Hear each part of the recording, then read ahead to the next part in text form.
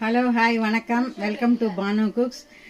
இன்றைக்கி வந்து நேற்றுக்கு வீடு, அதே மாதிரி இன்றைக்கி வந்து எங்கள் சின்ன பையனுக்கும் மருமகளுக்கும் இன்றைக்கி கல்யாணம். இன்றைக்கி வந்து இந்த அமாவாசை வந்து ரொம்ப விசேஷமான அமாவாசை.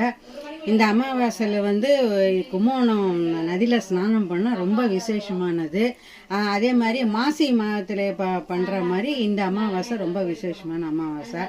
அதனால் வந்து பித்ருக்களுக்கெல்லாம் தர்ப்பணம் கொடுத்துட்டு பிரசாதம் பண்ணி கொடுத்துட்டு அவளுக்கு திருப்தி பண்ணிவிட்டு நீங்களும் இலை போட்டு வீட்டில் சாப்பிட்றது ரொம்ப நல்லது.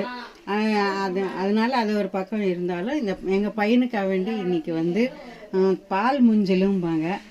இந்த தேங்காய் பால் வச்சு இந்த மாதிரி உளுத்தம்பருப்பை அரைச்சி அதில் போட்டுட்டு அது தேங்காய் பால் முஞ்சலும் பண்ணிட்டேன். அப்புறம் வடை தட்டினேன்.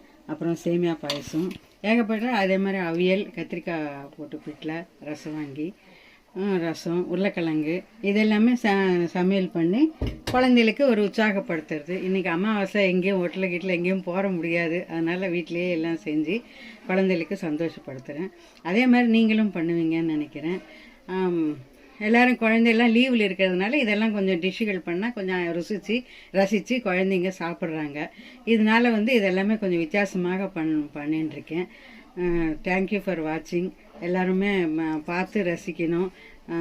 சப்ஸ்கிரைப் பண்ணுங்கள், ஷேர் பண்ணுங்கள். நான் வீடியோ போடுற வீடியோ எல்லாமே பாருங்கள். தேங்க்யூ ஃபார் வாட்சிங்.